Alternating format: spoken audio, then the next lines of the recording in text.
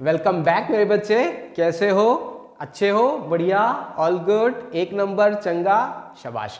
तो आज इस वीडियो में हम देखने वाले हैं क्लास 9 के ऑब्जेक्टिव्स अगेन। मैंने इससे पहले एक वीडियो बनाया था जिसमें हम लोगों ने एमसीक्यूज देखे थे, ऑब्जेक्टिव्स देखे थे फिजिक्स के।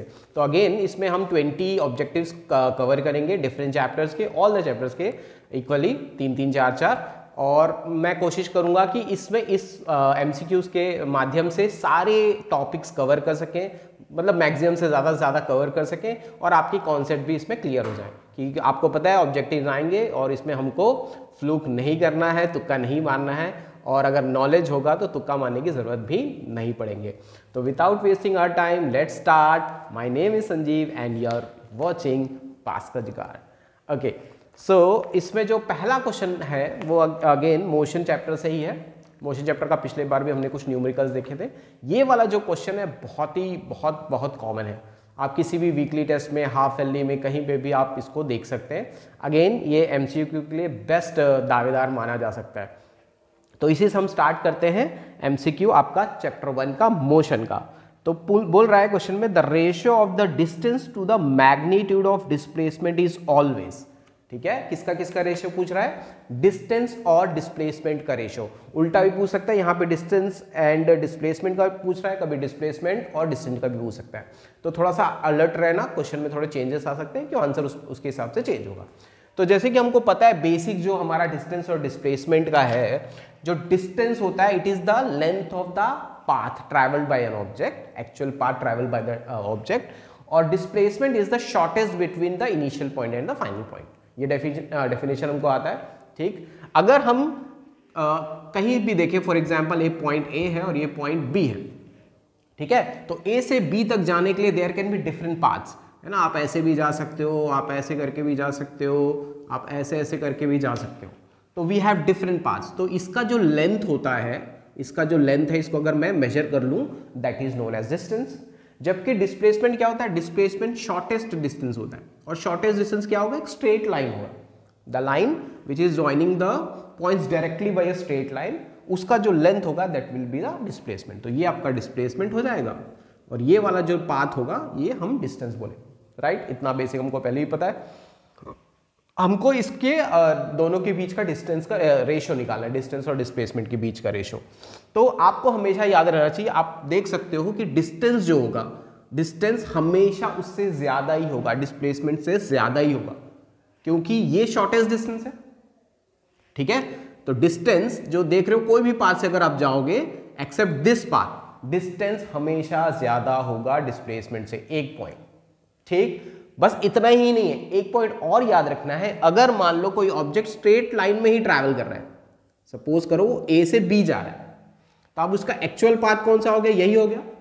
तो इसका डिस्टेंस, इसका लेंथ होगा ए बी लेंथ, और डिस्प्लेसमेंट भी यही होगा, क्योंकि displacement is the shortest path, तो ए और बी का शॉर्टेस्ट पाथ भी यही है। तो एक केस में डिस्टेंस और डिस्प्लेसमेंट सेम भी होते हैं, इसको नोट कर लेना, बहुत इंपॉर्टेंट पॉइंट है। तो एक केस में when the object travel in a straight path, distance and displacements are equal. ठीक है, तो डिस्टेंस और डिस्प्लेसमेंट इक्वल भी हो सकते हैं एक केस में, otherwise all the time distance will be more than displacement, distance हमेशा डिस्प्लेसमेंट से ज्यादा होगा। Is it okay? तो ये इस बेसिस पे अगर हम देखें तो डिस्टेंस बाय अगर डिस्प्लेसमेंट हम देखें तो क्या आना चाहिए ये, क्योंकि ये ज्यादा है तो हम ज्यादा को जब कम से डिवाइड करेंगे तो it will be more than 1, और एक केस में ये बराबर भी आ सकता है। ठीक है ना, तो इस केस में आपको पता है कि डिस्टेंस और डिस्प्लेसमेंट सेम हो जाएंगे तो it will be equal to 1। तो अगर इस टाइप का सिंबल भी दिया हो तो ऑप्शन में हम इसको भी ढूंढ सकते हैं, दैट इज डिस्टेंस और डिस्प्लेसमेंट का ratio it is greater than और इक्वल टू 1। सो हमारे पास ऑप्शन में दिया हुआ है less than 1, greater than 1, equal to 1, और इक्वल और greater than 1, that is the last option, equal और ग्रेटर देन 1। बहुत बढ़िया प्यारा सा क्वेश्चन, बहुत बार आपको ये पेपर में दिखेगा, है ना, और एनुअल एग्जाम में भी आपके आ सकते हैं। तो अच्छे से याद रखो, डिस्टेंस हमेशा डिस्प्लेसमेंट से ज्यादा होता है। अच्छा, अगर ये उल्टा करके पूछता कि डिस्प्लेसमेंट बाय डिस्टेंस का रेशियो, तो वो लेस देन और इक्वल टू 1 हो जाता है ना। तो इसलिए क्वेश्चन को ध्यान रखना, मेरे हिसाब से बढ़िया क्वेश्चन है, आपको इसको आप अपने पेपर में देख सकते हो, गेट 1 मार्क्स। ठीक है, तो ये हो गया आपका डिस्टेंस डिस्प्लेसमेंट का पहला क्वेश्चन मोशन के ऊपर। मोशन का एक और क्वेश्चन है, नेक्स्ट क्वेश्चन भी आपका मोशन का ही है और इसमें पूछ रहा है a ball is throne up, the direction of acceleration is. ठीक है, तो देखो मेरी कोशिश यही रहती है कि इस एमसीक्यूज के माध्यम से जो भी आपके इसके सराउंडिंग जो भी आपकी थ्योरी है, जो भी कॉन्सेप्ट है, मैं आपको बता दूं ताकि रिफ्रेश भी हो जाएगा और चीज़ें याद भी रहेंगे। तो एक्सेलरेशन पूछ रहा है our body is thrown upwards. तो ये पिछले वाले वीडियो में मैंने बताया था कि किसी चीज़ को जब ऊपर फेंकते हो तो उसका वेलोसिटी डिक्रीज होता है, पहली बात। तो ये एक एक्सेलरेटेड या डिसेलरेटेड मोशन है, क्योंकि स्पीड कम हो रही तो ये डिसेलरेटेड है। एक्सेलरेशन हो रहा है बट नेगेटिव एक्सेलरेशन है, उसको हम क्या बोलते हैं, डिसेलरेशन बोलते हैं। ठीक है, अब पूछ ये रहा है कि उसका डायरेक्शन किधर होगा। Acceleration is a vector quantity, उसका एक डायरेक्शन जरूर होगा, तो इसका डायरेक्शन क्या होगा। तो हमेशा याद रखो कि जब भी कोई चीज ऊपर फेंकी जा रही है या नीचे जा रही है बॉल, उसमें एक्सेलरेशन ड्यू टू ग्रेविटी लगती है, दैट इज जी लगता है, that is because of the earth. Right, पहली चीज एक्सेलरेशन ड्यू टू ग्रेविटी लगती है और ये हमेशा ही कौन से डायरेक्शन में रहेगी, towards the direction of the earth, मतलब टूवर्ड्स डाउनवर्ड डायरेक्शन, क्योंकि अर्थ इसको खींच रहा है। ठीक है ना, क्योंकि ये जो एक्सेलरेशन प्रोड्यूस हो रहा है because of the force of earth, तो इसका डायरेक्शन कहां रहेगा, डाउनवर्ड्स। तो हमेशा ही एक्सेलरेशन ड्यू टू ग्रेविटी, अगर ऊपर जाए ऑब्जेक्ट या नीचे जाए, the direction will be downwards. Is it okay? So इसका आंसर एकदम डायरेक्टली कॉन्सेप्चुअल बेस्ड है, ये हमेशा डाउनवर्ड रहेगा। तो acceleration due to gravity G है ना, वो हमेशा किधर एक्ट करेगा, downward direction, whether the object is moving upward और डाउनवर्ड, उससे कोई लेना देना नहीं है। ठीक है, कॉन्सेप्ट क्लियर है। और इसी से हमको मालूम रहता है कि जब हम वो ऊपर जाने वाले क्वेश्चंस रहते हैं तो ए नेगेटिव लेते हैं माइनस जी, और जब नीचे जाता है तो वो प्लस जी रहता है। तो ये भी आप याद रखते जाओ, कॉन्सेप्ट जो भी आ रहे हैं लिखते जाओ, याद करते जाओ। ठीक है, तो ये आपका सेकेंड क्वेश्चन हो गया। तो इसमें आपका आ रहा है ऑप्शन, इसमें आ रहा है downward, that is the C option, downward. Right, okay.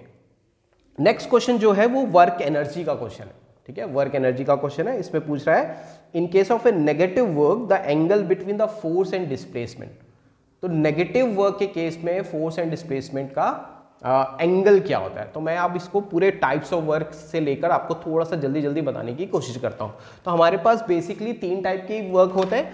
तो वर्क जो होता है, एक होता है आपका पॉजिटिव वर्क, एक होता है आपका नेगेटिव वर्क, और एक होता है आपका जीरो वर्क। ये 3 टाइप के ही वर्क हमको होते हैं, पता है ना।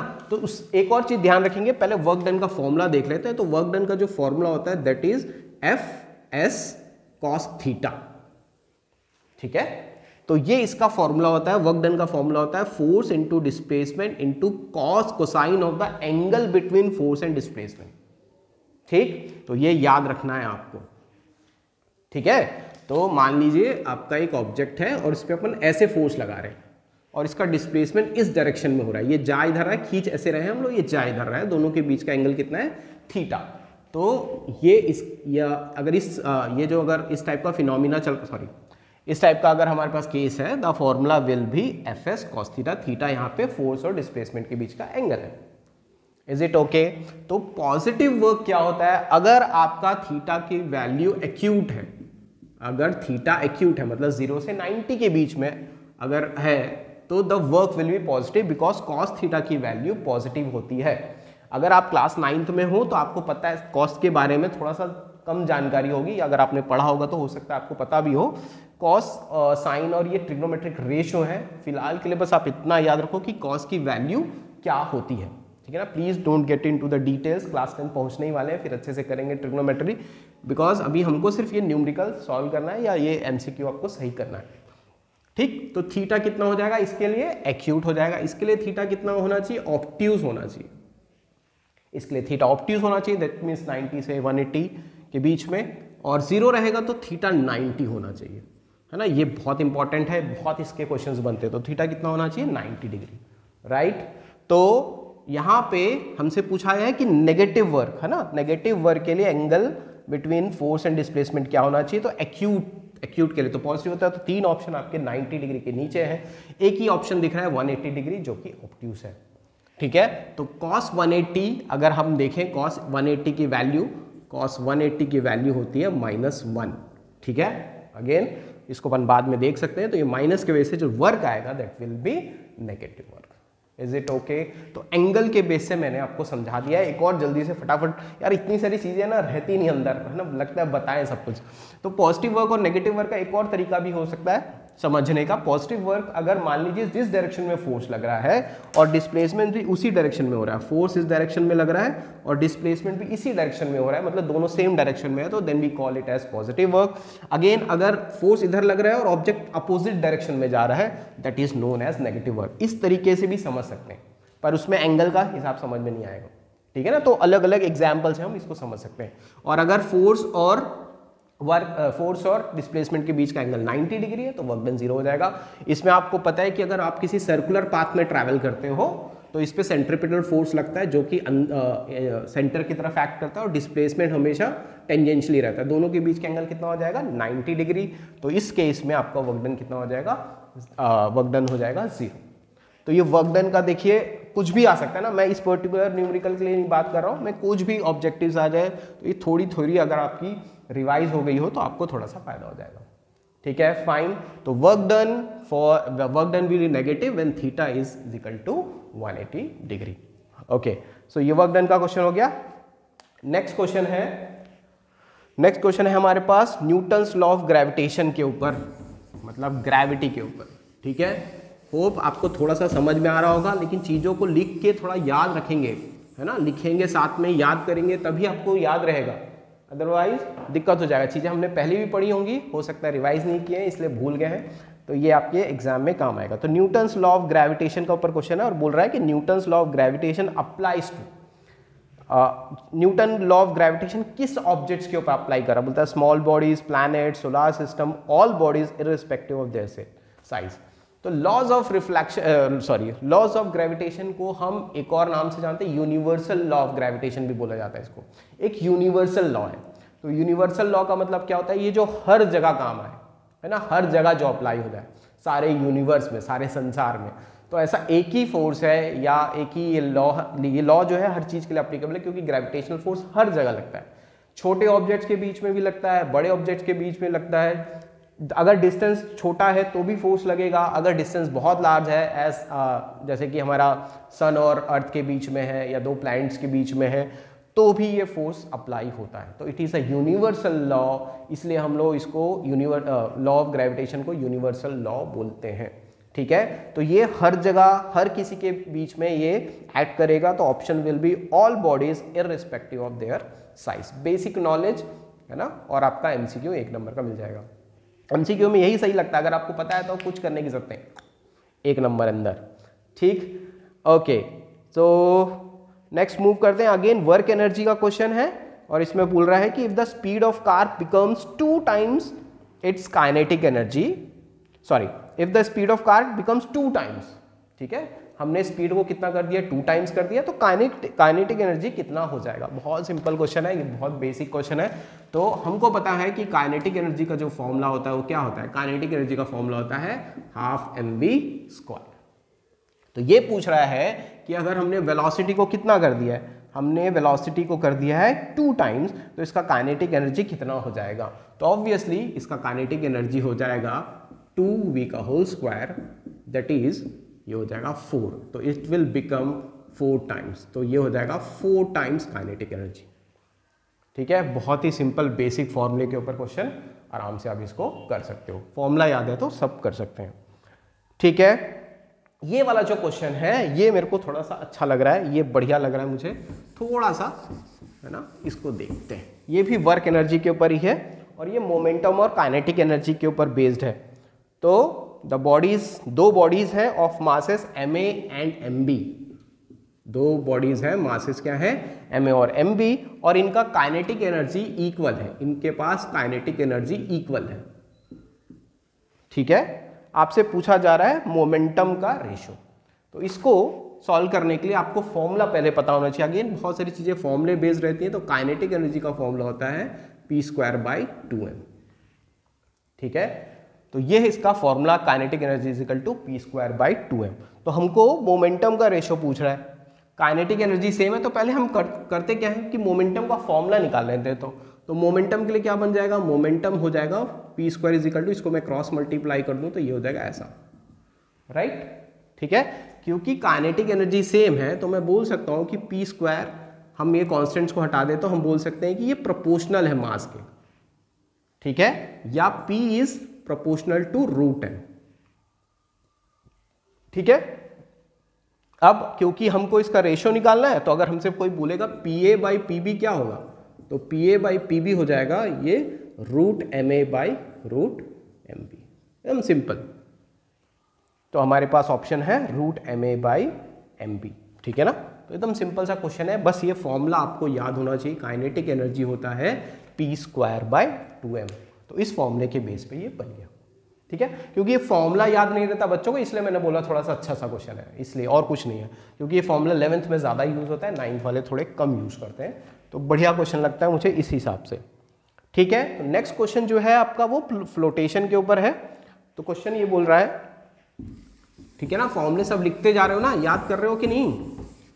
देखो बेटा, ये वीडियो जो बनाया जा रहा है वो आपके फायदे के लिए बनाया जा रहा है। आपको इससे अगर कुछ लर्निंग मिलती है तो मुझे बहुत खुशी होगी, ठीक है ना। अगर आपको इससे एक भी क्वेश्चन बन जाएगा, ऑब्जेक्टिव अगर 1 नंबर भी आ जाता है तो मुझे बड़ी खुशी मिलेगी, ठीक। तो इसमें इसे पूछ रहा है, a body of weight W1 displaces an amount of water W2 if the body floats, ठीक है।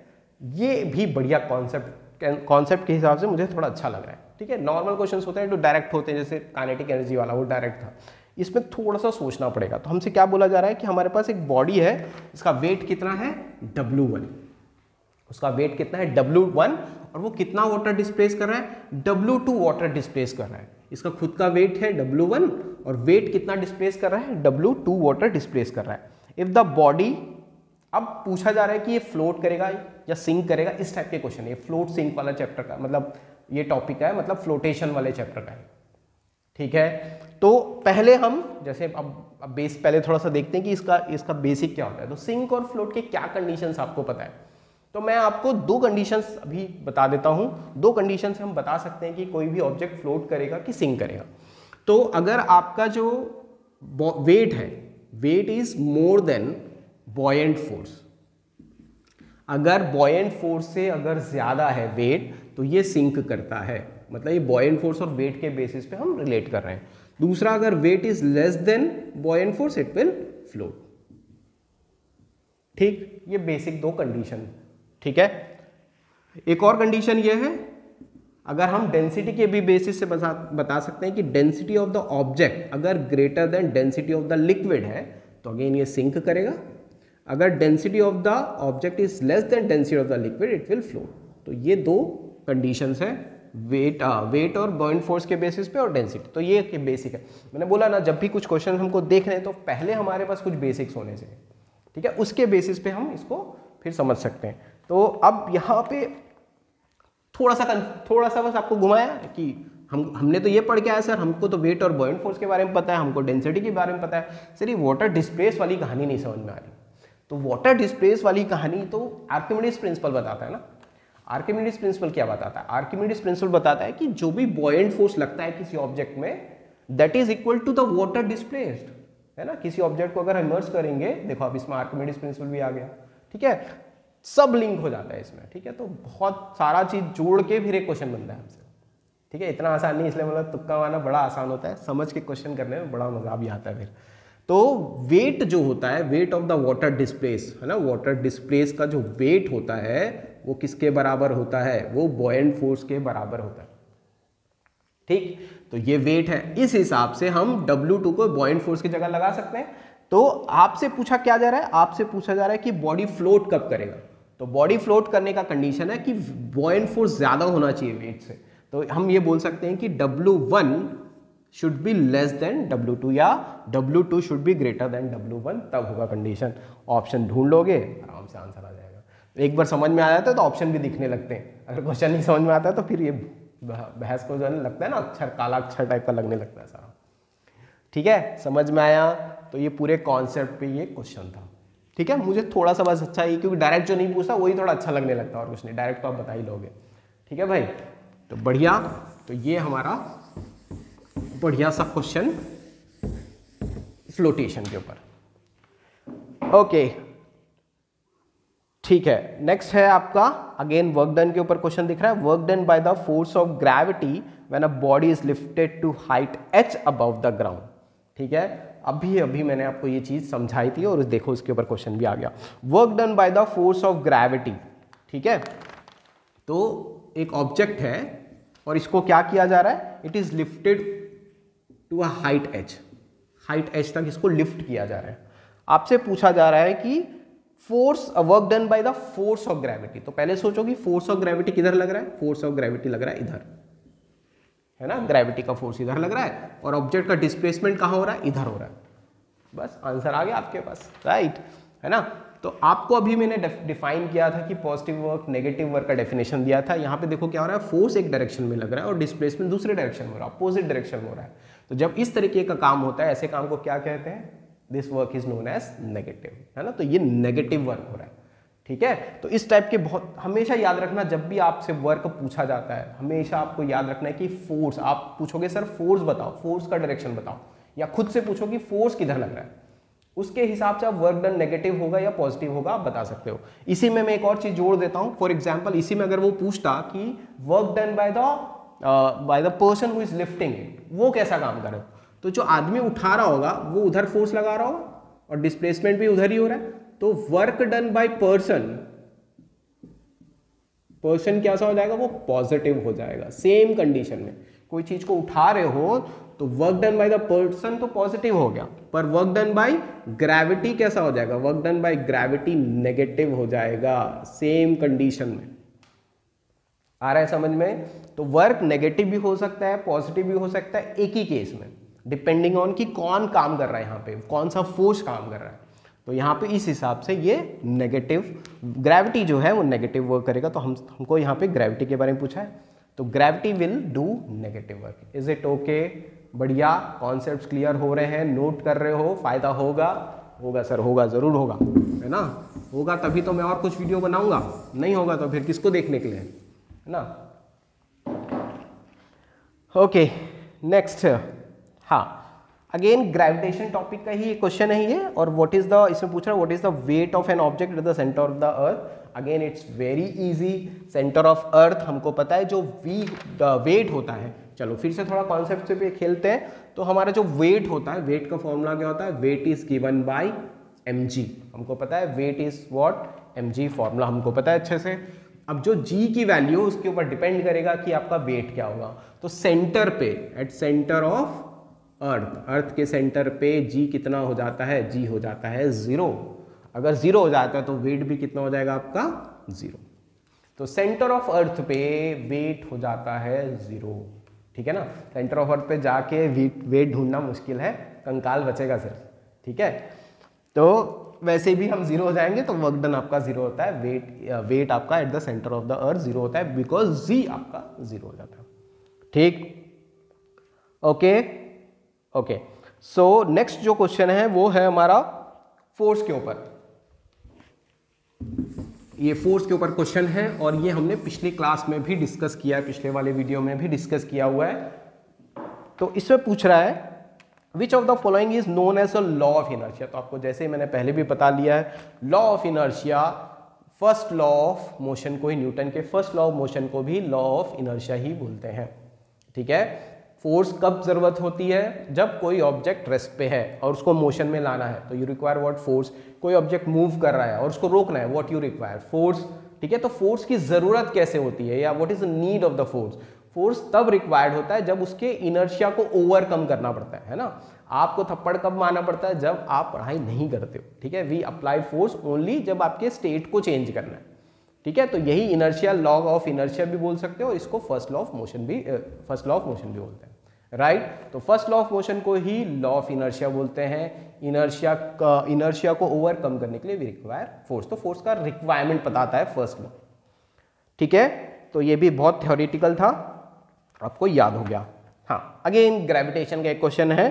तो क्वेश्चन थोड़ा सा लंबा है, आदमी क्या होता है, हमारे स्टूडेंट पढ़ते पढ़ते थक जाता है, इस वजह से वो क्वेश्चन को गलती करता है, या समझने में बहुत इजी क्वेश्चन है फिर भी लोग गलती करते हैं। ये कुछ क्वेश्चन है बहुत कॉमन है लेकिन गलतियां होती हैं। तो ये भी देखिए उसमें, बोल रहा है an apple falls from a tree because of gravitational force between the earth and apple. Very clear है ना, एप्पल अर्थ पे क्यों गिरता है? Because of the gravitational force on the earth on the apple due to earth. If F1 is the magnitude of force exerted by the or earth on the apple, F1 क्या है? जो force लग रहा है, force of earth on Apple है, ठीक है। And F2 जो है, F2 है force exerted by Apple on earth. तो पूछ रहा है कि दोनों के बीच में क्या रिलेशनशिप है, कौन ज़्यादा है कौन कम है, ज़रा बताएंगे आप, ठीक है। ये आप बताएंगे मुझे कि अब आपको ये पहले तो पता होना चाहिए कि अर्थ जो है अर्थ एप्पल के ऊपर फोर्स लगाता है, सिमिलरली एप्पल भी अर्थ के ऊपर फोर्स लगाता है, ठीक है। ये पता है कि नहीं पता है? ये पता नहीं है तो पता कर लो। ग्रेविटेशनल फोर्स जो है वो थर्ड लॉ को फॉलो करता है। अगर मैं आपके ऊपर एक फोर्स लगाऊंगा तो आप भी मुझ पे फोर्स लगाओगे। तो यहाँ पे एप्पल के ऊपर अगर अर्थ फोर्स लगा रहा है तो सिमिलरली एप्पल भी अर्थ के ऊपर फोर्स लगा रहा है, पर हमेशा एप्पल ही अर्थ की तरफ गिरता है, अर्थ एप्पल की तरफ नहीं चला जाता है, ठीक है। ऐसा नहीं होता। क्यों नहीं होता वो आपको सोचना है। अभी फिलहाल ये बताओ कि F1 और F2 बराबर होगा कि नहीं। अभी मैंने बोलते बोलते ही बोल दिया, ग्रेविटेशनल फोर्स है, ये लॉ ऑफ थर्ड लॉ को फॉलो करता है। तो जितना फोर्स ये इसके ऊपर लगाएगा, अर्थ जितना फोर्स एप्पल के ऊपर लगाएगा, एप्पल भी उतना ही फोर्स लगाएगा, है ना। सुनने में थोड़ा सा ऐसा लगता है अरे क्या हो रहा है ये, ठीक है, छोटा सा आदमी उतना ही फोर्स लगाएगा, ठीक है ना। क्योंकि फॉर्मूला जो होता है, फोर्स का फॉर्मूला होता है, वो होता है Gm1m2/r², ठीक है। तो मास दोनों एप्पल और अर्थ के रहते ही, ठीक है। एक फोर्स, एक मास जो है अर्थ का है, दूसरा एप्पल का है, दोनों के बीच का डिस्टेंस जो भी रहेगा।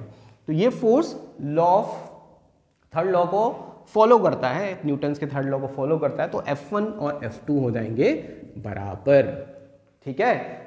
ठीक, तो ये क्वेश्चन तो यहाँ पे क्लियर हो जाएगा। व्हाटएवर, तो आदमी थोड़ा सा कंफ्यूज होता है, अरे यार एप्पल तो थोड़ा कम फोर्स लगाएगा, थोड़ा हमारा कॉमन सेंस लगाते हैं, ठीक है। पर ऐसा नहीं है, दोनों ही फोर्स बराबर लगाते हैं। तो फिर ऐसा क्यों होता है कि एप्पल गिरता है और अर्थ मूव नहीं करता है?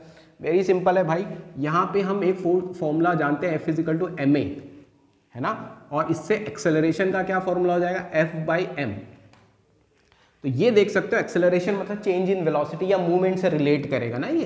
तो इस अगर ये मास ज़्यादा हो गया, क्योंकि फोर्स तो सेम है, फोर्स एप्पल का अर्थ पे लगाओ या F1, ये देखो यहाँ A1 ले लेता हूँ, है ना, और A2 ले लेता हूँ, F2/m, ये M1 और M2 हो गया।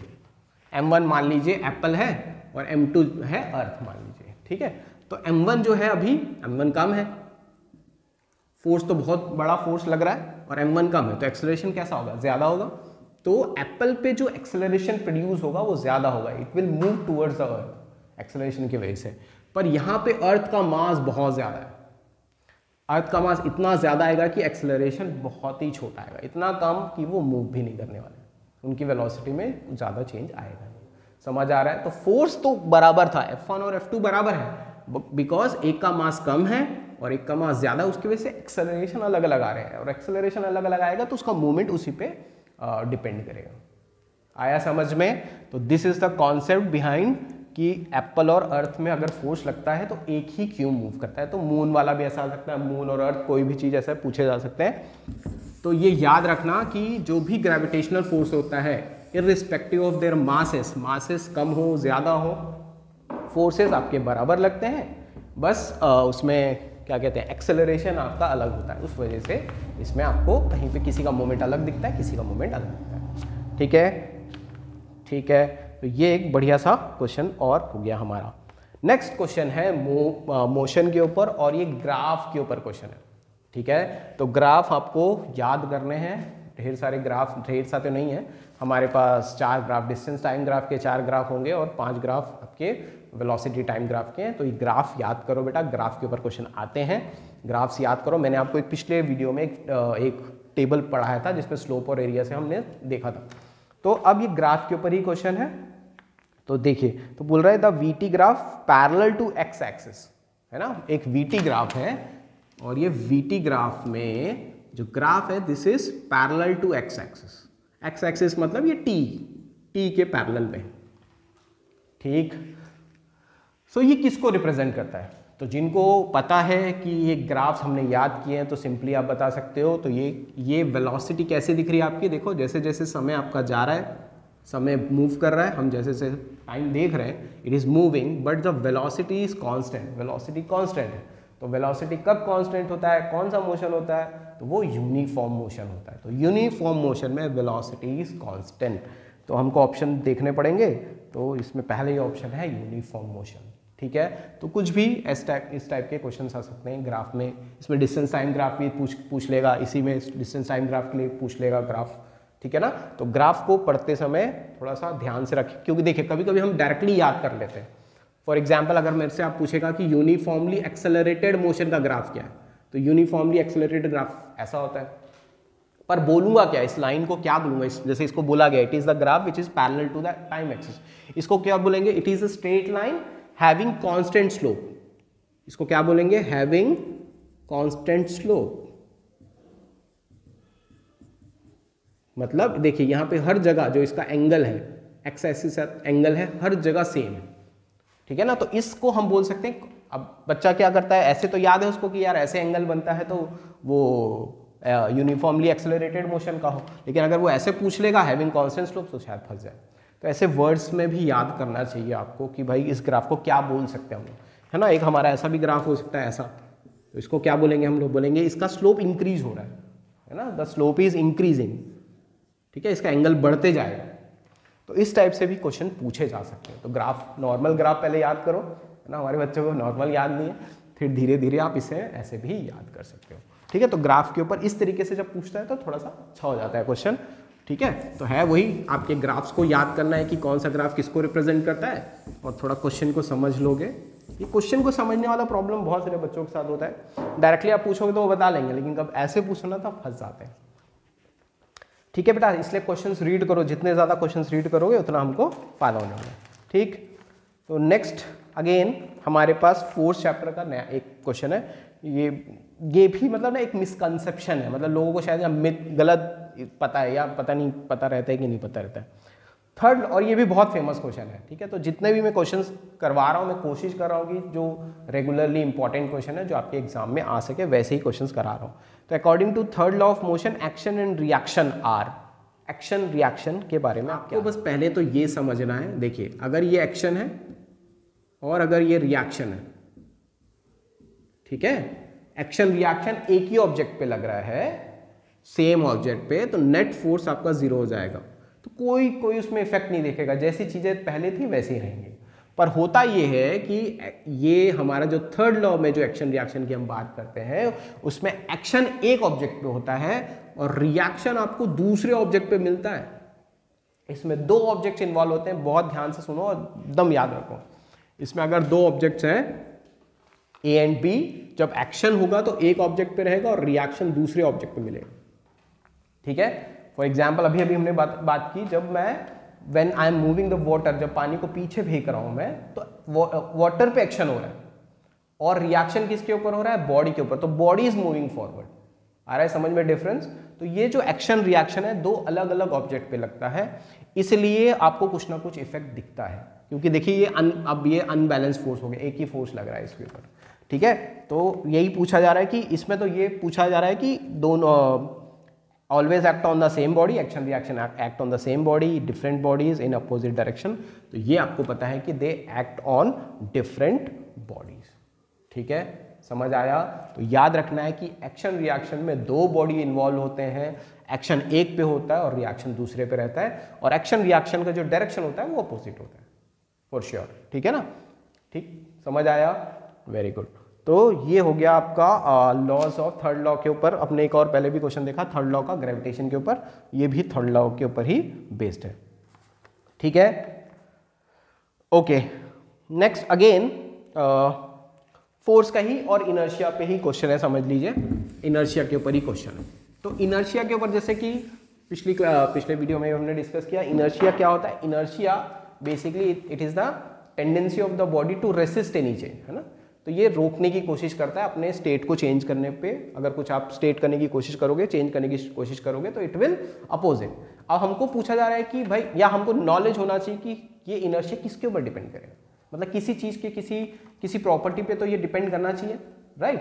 तो इस बेसिस पे ही या इस प्रिंसिपल पे ही ये क्वेश्चन है कि इनर्शिया किसके ऊपर डिपेंड करता है। तो इनर्शिया डिपेंड करता है मास के ऊपर, उसके मास के ऊपर डिपेंड करता है, राइट। तो बात बस अगर ये पता है क्वेश्चन आराम से बन जाएगा। तो इसमें क्वेश्चन क्या पूछ रहा है, if A and B are the two objects with masses 13 kg and 25 kg। तो एक ऑब्जेक्ट है 13 kg का और एक 25 kg का है। आपसे पूछ रहा है कि किसका इनर्शिया ज़्यादा है। ऑप्शन देख के आप बता सकते हो। अभी हमको पता चल गया इनर्शिया किसके ऊपर डिपेंड कर रहा है, मास के ऊपर। तो अगर मास ज़्यादा होगा तो इनर्शिया ज़्यादा होगा। कौन सा मास ज़्यादा है, 25 kg मास ज़्यादा है, तो 25 kg का मास ज़्यादा है तो इनर्शिया भी 25 kg का ही ज़्यादा होगा। आया समझ में? बहुत सिंपल सा क्वेश्चन, बहुत ही ईजी, 1 नंबर के लिए ज़बरदस्त। ठीक है, सिंपल से कॉन्सेप्ट के ऊपर।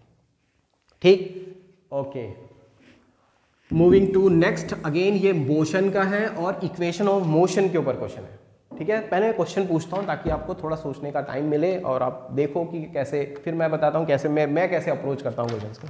तो बहुत ही सिंपल सा है, जिनको पता रहता है ना यार ये तो लगता है क्या सर पढ़ा रहे हैं, पर यार भाई किसी के लिए ये भी प्रॉब्लम जाती। तो मैं उन्हीं के बारे में सोच रहा हूँ, मेरे जैसे लोग जिनको थोड़ा भी बेसिक की मतलब बेसिक नहीं आ रहा है, पढ़े नहीं है यार, तो उन्हीं के लिए हम लोग सोचते हैं कि यार कुछ हेल्प हो जाए।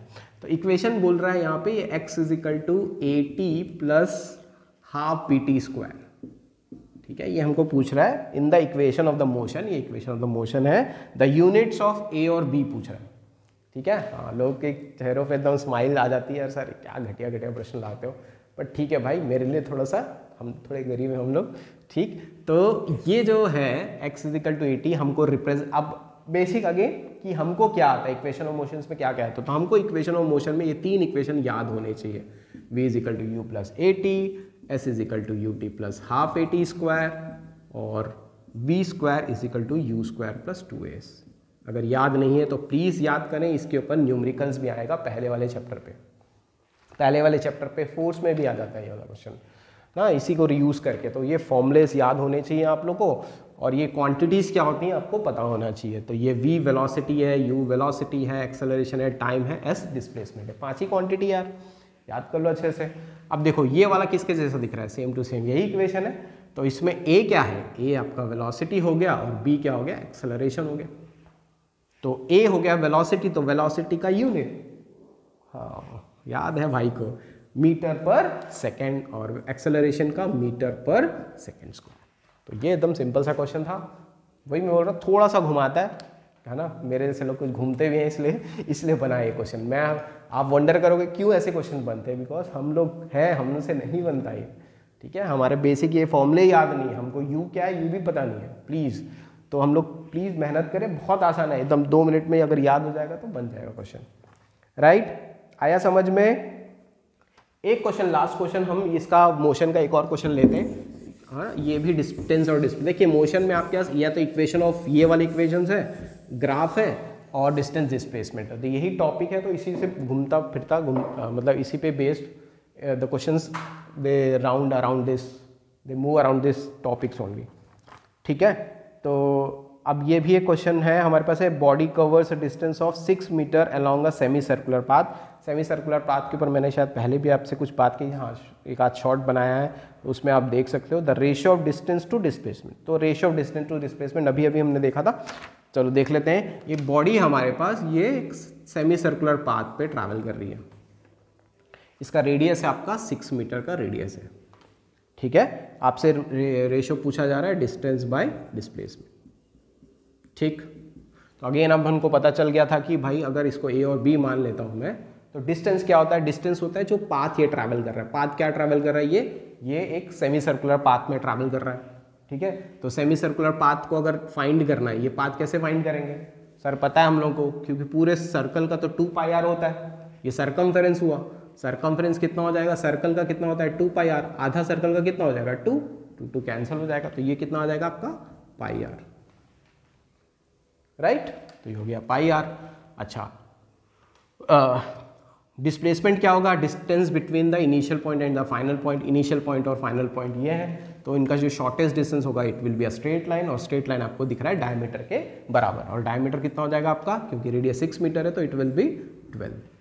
ठीक, तो पाई की जगह रख देते हैं 22/7, आर हमारा 6 है तो ये हो जाएगा 12, तो ये हो जाएगा 2, ये हो जाएगा 11, so the answer will be 11/7। देखो है ना, सिंपल है। कॉन्सेप्ट वही है कि भाई सर्कल के ऊपर क्वेश्चन ध्यान रखना है, सर्कल पे जो सर्कमफेरेंस होता है वही उसके डिस्टेंस के बराबर होता है। 1 राउंड में, 2 राउंड में, इस टाइप के क्वेश्चन भी हमारे टेक्स्ट बुक पे दिया हुआ है। ठीक, तो ये बढ़िया सा क्वेश्चन है मोशन के लिए, राइट। तो ये हो गए हमारे मोशन के क्वेश्चंस। अच्छा, नेक्स्ट हम देखते हैं कुछ साउंड्स के ऊपर क्वेश्चन। साउंड के ऊपर ज़्यादा क्वेश्चन हमने किए नहीं है, तो साउंड के ऊपर क्वेश्चंस करते हैं यार थोड़ा सा, ठीक है। साउंड, तो नेक्स्ट हमारा जो क्वेश्चन है वो है साउंड के ऊपर। तो क्वेश्चन बढ़िया है, बढ़िया है, बढ़िया मतलब हाँ हमारे लिए बढ़िया है सब। The linear distance between a consecutive compression and a rarefaction in longitudinal wave is. तो लॉन्गिट्यूडनल वेव में एक कंसेक्यूटिव कंप्रेशन और रेयरफेक्शन के बीच में डिस्टेंस कितना होता है पूछ रहे हैं, ठीक। तो रेयरफेक्शन कंप्रेशंस क्या होते हैं, अब बात आई है तो बता देता हूँ कि लॉन्गिट्यूडनल वेव्स में कुछ एरियाज होते हैं जब ये ट्रैवल करते हैं, जिसमें कुछ जगह पे पार्टिकल्स ज़्यादा होते हैं और कुछ जगह पे पार्टिकल्स कम होते हैं। तो the reason where the particles are more, where the density is more, that area is known as compression. और जिस एरिया में पार्टिकल्स कम होते हैं, डेंसिटी कम होती है, प्रेशर कम होता है, that is known as rarefaction. तो उसको हम लोग अगर वेव्स को दिखाना है तो इस टाइप से हम रिप्रेजेंट करते हैं, है ना। ये हमारे पास पार्टिकल्स ज़्यादा है, यहाँ पे पार्टिकल्स कम है। फिर एक रीज़न आता है जहाँ पे ढेर सारे पार्टिकल्स होते हैं। फिर एक रीज़न आता है जहाँ पे, तो जब ये लॉन्गिट्यूडनल ट्रैवल करता है तो इस टाइप के एरिया बनते हैं। तो ये कंप्रेशन है, रेयरफेक्शन, फिर कंप्रेशन, रेयरफेक्शन, इस टाइप से ट्रैवल करता है, ठीक। अब इसको देखो, इसको देख के समझ में आता नहीं, हम वेव्स को फिर भी रिप्रेजेंट ऐसे ही करते हैं, है ना। इसको वेव को हम रिप्रेजेंट ऐसे ही करते हैं। तो ये वाला जो रीजन है वो आपको कंप्रेशन बताता है, ये वाला रीजन को मान लो कंप्रेशन है और ये आपका रेयरफेक्शन, ठीक है। रिप्रेजेंटेशन वैसे ही होता है ताकि समझने में आसानी, ये बार बार हम ड्रॉ भी नहीं कर सकते ना। तो अब हमसे क्या पूछ रहा है, linear distance between a consecutive compression and a rarefaction. तो एक रेयरफेक्शन, ये अगर कंप्रेशन और ये रेयरफेक्शन रिप्रेजेंट कर रहे हैं तो इनके बीच में डिस्टेंस क्या है। तो पहले आपको ये समझना है कि ये वेवलेंथ क्या होता है, क्योंकि आंसर वेवलेंथ में। तो एक टॉपिक आपको पता है वेवलेंथ, है ना, कैरेक्टरिस्टिक्स ऑफ वेव है, तो एक है वेवलेंथ क्या होता है। तो वेवलेंथ होता है एक कंप्रेशन और दूसरे कंप्रेशन, कंसेक्यूटिव कंप्रेशन के बीच में जो डिस्टेंस होता है that is known as wavelength. इसको हम वेवलेंथ बोलते हैं, ठीक है। तो ऑब्वियसली अगर ये आपका रेयरफेक्शन है और ये कंप्रेशन है तो इन दोनों के बीच का डिस्टेंस कितना हो जाएगा, ये λ/2। आ रहा है समझ में, आ रहा है। तो हम किसी भी कंप्रेशन रेयरफेक्शन को इस वेव फॉर्म में शो करते हैं और इसके हाईएस्ट पॉइंट को हम कंप्रेशन बता रहे हैं, इसके लोएस्ट पॉइंट को हम, इसके जो जिसको क्रस्ट और ट्रफ भी बोलते हैं ना हम लोग, ट्रांसवर्स वेव में इसी चीज़ को क्रस्ट एंड ट्रफ के नाम से जाना जाता है। तो एक कंप्रेशन और रेयरफेक्शन रिप्रेजेंट कर रहा है। तो इन दोनों के बीच में, दो कंप्रेशन के बीच में उसको लैम्डा बोला जाता है, वेवलेंथ बोला जाता है। तो एक कंप्रेशन और रेयरफेक्शन के बीच में हो जाएगा λ/2। इसको याद रख लो, न्यूमेरिकल में भी काम आ जाएगा। तो एक कंप्रेशन और एक रेयरफेक्शन के बीच में कितना डिस्टेंस होता है, λ/2। इज इट ओके, आया समझ में। तो बहुत अच्छा सा क्वेश्चन है बेसिक कॉन्सेप्ट के ऊपर, ठीक। ओके, नेक्स्ट क्वेश्चन आपसे पूछा जा रहा है स्पीड ऑफ साउंड के। बहुत देर बाद आया है स्पीड ऑफ साउंड, बहुत बार अभी तक काफ़ी दिन से मैं पढ़ा रहा हूँ। मतलब ये जब जितने भी हमने क्वेश्चंस देखे उसमें स्पीड ऑफ साउंड नहीं आया था बीच में कभी भी, बहुत दिन बाद आया ये, या बहुत देर बाद आया है, दिन बाद क्या होता है, ठीक है। तो इसमें आपसे पूछा जा रहा है when we go from solid to gaseous state then speed of sound क्या होता है, ठीक है। तो सॉलिड से गैसियस स्टेट पे जा रहा है, या साउंड मूव कर रहा है, एक सॉलिड है और एक गैसियस है। ये सॉलिड है और ये गैस है। तो सॉलिड से गैस में जा रहा है तो स्पीड ऑफ साउंड क्या होगा, ये पूछा जा रहा है। तो मैं अब इसके थोड़ा सा बेसिक्स हम देख लेते हैं। तो इससे पहले हम एक और मीडियम ले लेते हैं। हमारे पास मैटर में जो चीज़ है वो है लिक्विड। हमारे पास बेसिकली तीन ही मैटर है, सॉलिड, लिक्विड एंड गैसेस। याद रखना है साउंड की स्पीड मैक्सिमम सॉलिड में होती है और मिनिमम होती है गैस में। सॉलिड में स्पीड ज़्यादा होती है ना, क्या रीज़न है, हाँ रीज़न भी पूछ सकता है। तो आपको पता होना चाहिए कि जो मोशन होता है, जो साउंड का वेव प्रोपोगेट करता है, वो वाइब्रेशन ऑफ द पार्टिकल की वजह से होता है। पार्टिकल अपना वाइब्रेशन दूसरे पार्टिकल को ट्रांसफर करता है, एनर्जी ट्रांसफर करता है। तो आपको पता है कि सॉलिड में जो पार्टिकल्स होते हैं they are very close to each other, है ना, बहुत पास रहता है। तो जब ये वाइब्रेट करेंगे तो अपनी एनर्जी को जल्दी ट्रांसफर करेंगे दूसरे पार्टिकल्स को, नेबरिंग पार्टिकल्स को। सो इसलिए जो पार्टिकल्स की एनर्जी है वो जल्दी ट्रांसफर होती है इन केस ऑफ सॉलिड, इसलिए वेव भी जल्दी फास्ट ट्रैवल करता है। Whereas in gas what happens, the particles are far away from each other, थोड़े दूर दूर रहते हैं, तो ये अपनी एनर्जी को देने में थोड़ा समय लगाएगा, इसलिए यहाँ पे साउंड प्रोपोगेट थोड़ा स्लो होता है। तो साउंड गैस में स्लो ट्रैवल करता है और सॉलिड्स में इट ट्रैवल द फास्टेस्ट। आ रहा है समझ में? साथ में एक और चीज़ जोड़ना चाहता हूँ, रहता है बहुत सारा दिल में, तो टेम्परेचर के बेस पे भी आप समझ सकते हो कुछ फैक्टर्स होते हैं। तो टेम्परेचर के बेस पे साउंड का जो स्पीड होता है, टेम्परेचर जैसे when you rise the temperature, आपको पता है आपके वाइब्रेशन तेज हो जाएंगे क्योंकि काइनेटिक एनर्जी बढ़ जाएगी। जब हम आपको भी आग लगाने से क्या होता है, हाँ वैसे ही, तो वहाँ पे भी उनके भी पार्टिकल के मोशंस फास्ट हो जाते हैं एंड वो एनर्जी को इजीली ट्रांसफर कर पाएंगे जल्दी अपने नेबरिंग पार्टिकल को। तो टेम्परेचर से भी आपका स्पीड बढ़ता है ना, इररिस्पेक्टिव ऑफ द मीडियम। अगर आप टेम्परेचर बढ़ाओगे तो आपका स्पीड बढ़ेगा, ठीक है। तो प्रेशर के ऊपर डिपेंड नहीं करता है, इसका भी हमने पिछले बार में डिस्कशन किया हुआ था, ठीक है। तो बढ़िया सा ये स्पीड के ऊपर हमारा छोटा सा बढ़िया सा क्वेश्चन, ठीक है। नेक्स्ट है कैरेक्टरिस्टिक्स ऑफ साउंड। तो कैरेक्टरिस्टिक्स ऑफ साउंड में हमारे पास, हमने अभी भी देखा, किसको देखा था, वेवलेंथ को देखा था। तो एक और हमारे पास कैरेक्टरिस्टिक है, दैट इज पिच, है ना। तो ये डायरेक्ट क्वेश्चन है भाई पिच के ऊपर, है ना। तो पिच के ऊपर डायरेक्ट क्वेश्चन है कि पूछ रहा है pitch of the sound is determined by. तो ये तो अगर बहुत थ्योरेटिकल है, पिच जो है वो फ्रीक्वेंसी के ऊपर डिपेंड करता है, फ्रीक्वेंसी के ऊपर डिपेंड करता है। तो फ्रीक्वेंसी और पिच का रिलेशनशिप होता है, अगर फ्रीक्वेंसी ज़्यादा होगी तो पिच भी ज़्यादा होगा। तो इट इज़ डायरेक्टली प्रपोज। इसके ऊपर बहुत सारे क्वेश्चन आ सकते हैं। इसको ड्रॉ करने बोलेगा कि भाई हाई पिच और लो पिच को ड्रॉ करो, तो मैं आपको ये भी बता देता हूँ, हाई पिच और लो पिच को ड्रॉ करते हैं। तो पिच का मतलब होता है फ्रीक्वेंसी, और फ्रीक्वेंसी का मतलब होता है number of oscillation in 1 second. So suppose this is 1 second, तो 1 सेकेंड का अगर टाइम पीरियड है तो यहाँ पे ये एक लो पिच है और ये आपका एक हाई पिच है। नंबर ऑफ ऑसिलेशन ज़्यादा होते हैं, ठीक है। जिसमें नंबर ऑफ ऑसिलेशन ज़्यादा होते हैं उसका पिच ज़्यादा होता है, उसकी फ्रीक्वेंसी ज़्यादा होती है, और जिसका नंबर ऑफ ऑसिलेशन कम होते हैं उसका पिच कम होता है और उसका फ्रीक्वेंसी भी लो होती है, राइट। आ रहा है समझ में? तो जो मेंस की पिच होती है दैट इज़ लो, मेन का वॉइस जो होता है, और विमेन का वॉइस जो है हाई फ्रीक्वेंसी हाई पिच का साउंड होता है। आ रहा है, उसमें वाइब्रेशंस आपके ज़्यादा होते हैं। Is it okay? Fine, okay, ठीक। अब एक न्यूमेरिकल साउंड के ऊपर बढ़िया सा है, एको के ऊपर है, तो इस पर भी देख सकते हैं। तो एको पिछली बार हमने डिस्कस किया था, व्हाट इज एको, उसके बाद न्यूमेरिकल नहीं डिस्कस किए थे। अब हम इसमें न्यूमेरिकल डिस्कस कर लेते हैं। तो क्वेश्चन बोल रहा है कि a boy shouts inside a deep well and hears the echo 0.4 second after shouting. If the speed of the sound is this much, find the width depth of the water level. ठीक, तो हमारे पास एक well है, समझ लो ये well है, यहाँ पे पानी है। सो यहाँ से एक बॉय है ना, यहाँ पे ये बोल रहे हैं ना, कूद नहीं रहा है भाई, वो ऐसे ही बनाना पड़ता है, मेरे को आता नहीं है बनाना, ठीक है। तो ये बोल रहा है कि he shouting inside the deep, he ears, तो यहाँ पे ये शाउट कर रहा है। तो ये यहाँ पे हमको ये डिस्टेंस फाइंड करना है, ये डिस्टेंस कितना है, ठीक है। तो उसको जो एको आ रही है, एको कितने देर बाद आ रही है, इसको आ रही है 0.4 सेकेंड। और आपका जो स्पीड है साउंड का स्पीड है 340 मीटर पर सेकेंड, ठीक। ये डेटा हमारे पास है।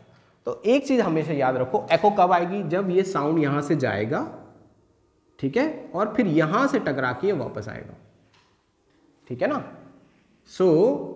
तो जो साउंड, जो टाइम है 0.4 सेकेंड है, वो याद रखना है, वो आने और जाने का टाइम है। साउंड अगर आ रहा है और फिर जा रहा है है ना, जहाँ से स्टार्ट किया था वो साउंड, वहाँ से वापस आने का जो टाइम है वो है 0.4 सेकेंड। बस इतना सा याद रखना है। तो एको वाले क्वेश्चन में हमेशा, जैसे सबमरीन में भी क्वेश्चन आता है कि हमको रिवर बेड में अगर आपको डिस्टेंस फाइंड करना है तो व्हाट वी डू, अल्ट्रासाउंड भेजते हैं तो वो टकरा के वापस आता है। तो उसमें भी जो टाइम रहता है उसको आधा करना है आपको, क्योंकि वो आधे टाइम में वापस आ रहा है, मतलब वो टोटल टाइम है।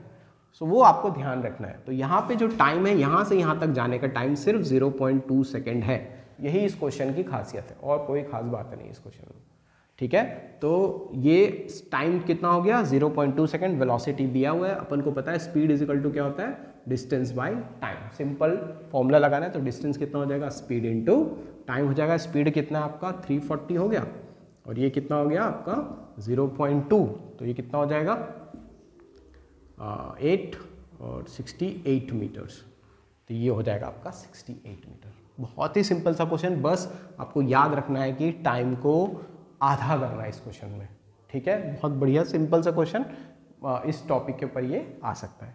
तो आपका ऑप्शन आ रहा है 68 मीटर, थर्ड ऑप्शन है आपका 68 मीटर, ठीक है भाई। तो ये हो गया आपका साउंड के 2-4 जो इंपॉर्टेंट क्वेश्चंस थे वो हो गए हैं हमारे पास।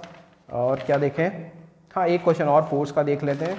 फोर्स पे a man is standing on a boat in a still water. If he walks towards the shore, then the boat will move. बहुत इजी है यार, ये तो बहुत ही इजी है, ठीक है ना। अगेन ये भी थर्ड लॉ का ही दिख रहा है। तो क्या बोल रहा है क्वेश्चन में, a man is standing on a boat in still water. If he walks towards the shore, तो अगर शोर पे जाएगा, है ना, तो अगर ये आपका बोट है, ये आपका शोर है, तो जैसे ही ये जंप करेगा शोर पे या शोर के तरफ जाएगा, if walks towards the shore, then the boat will move कहाँ, ऑब्वियसली जब ये जंप करेगा दिस विल बी एक्शन, तो ये बोट आपका पीछे जाएगा, that will be reaction. Action reaction का ही है। When he jumps out of the boat, तो ये बोट पीछे जाएगा, ये आगे जाएगा, तो ये भी एक्शन रिएक्शन का खेल है। तो boat will move away from the shore, ठीक है। सो ये हमारे कुछ इंपॉर्टेंट क्वेश्चन जो मुझे लगे कि इंपॉर्टेंट है ना, आपके लिए हो सकता है आसान लग रहा हो, तो मेरे जैसे कुछ लोगों के लिए ठीक थोड़ा सा रहता है डिफ़िकल्ट।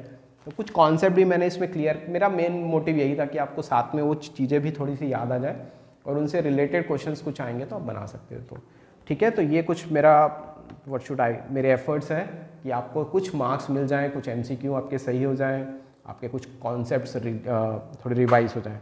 हमको इसमें न्यूमेरिकल्स भी देखना है, फिजिक्स में थोड़ा प्रॉब्लम आता है बच्चों को, तो अगर इसको देखा है ध्यान से, थोड़ा सा याद रखोगे तो हो सकता है ये आपके एग्जाम में आपको हेल्प करे, ठीक है। Thank you so much for watching, और आपको अच्छा लगा होगा तो please like share and subscribe. मुझे बोलना पसंद नहीं है बट स्टिल, ठीक है, ठीक है। मैं नेक्स्ट वीडियो में मिलते हैं। मैं कोशिश करूँगा न्यूमेरिकल्स के लिए आपके लिए एक वीडियो बनाऊँ। न्यूमेरिकल्स में बच्चे फंसते हैं, तो जो भी इंपॉर्टेंट न्यूमेरिकल्स हैं मैं ट्राई करूँगा उसको कवर करने की कोशिश करता हूँ, तो आपके एग्जाम्स में हेल्पफुल रहेंगे। Okay, see you, tata, bye.